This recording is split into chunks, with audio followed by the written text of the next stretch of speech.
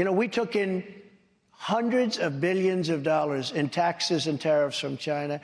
We gave the farmers, by the way, $28 billion. That's why I say I'm going to win Iowa. I had my people say, please, sir, don't keep saying you're going to win Iowa. You sound so really horrible, crass. Somebody said crass.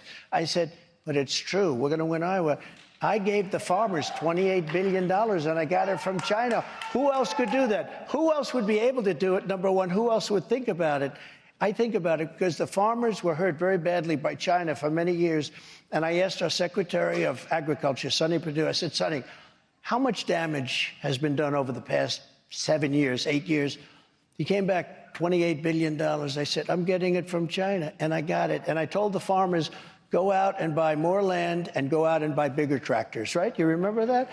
And I said, I'm going to win Iowa because nobody else is going to be able to do that. Let me ask you, when prominent Democratic voices like Maureen Dowd and David Axelrod and Van Jones and others are so critical of Joe Biden, and of course he is struggling cognitively, I can't think of, in the last couple of months, any appearance that he has had where he wasn't either mumbling or bumbling or stumbling or having no clue where to go, where to exit.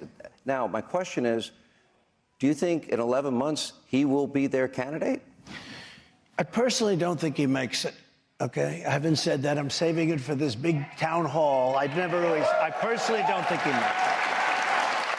I think he's in bad shape physically. Do you remember when he said, I'd like to take him behind the barn?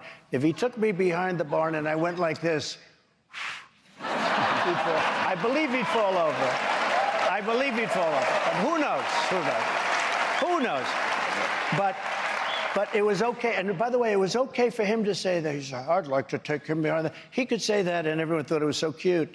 If I ever said it, they'd say, he's a dictator. He's a horrible human being. You know, it's a whole double standard we have, in not only in the law, but just about everything else, as you know very well. I personally don't think he makes it physically. I watched him at the beach. He wasn't able to lift a beach chair, which is meant for children to lift. You can lift it like that. And mentally, I would say he's possibly equally as bad and maybe worse. But I don't know. I will say this. He's got vicious people surrounding him around that beautiful Oval Office. There are people in that Oval Office that are evil people, bad people, smart people, young, vicious. They're communists and they're bad. Who do you think would replace him then? Well, I saw one person on who I actually had a very good relationship with, but I'm sure that it would end very quickly. I saw him in your debate the other night, and he's slick, but he's got no facts. You know, he's got no facts. I thought he did well, considering... You're talking about Gavin Newsom. Yeah, considering that he didn't have the facts. I thought he did well. You know, he said, we have the lowest taxes in the country. We have the cleanest streets in the country. And I'm saying, wait a minute, is he talking about the same place? So he'd certainly be one. I guess they say that Kamala would be the odds to beat. Because they say if they didn't give it to her, the African-American vote, the black vote, would not go to them. And we just had a poll where I'm at 22 and 25% with the black vote. If we have that, we can call the election over.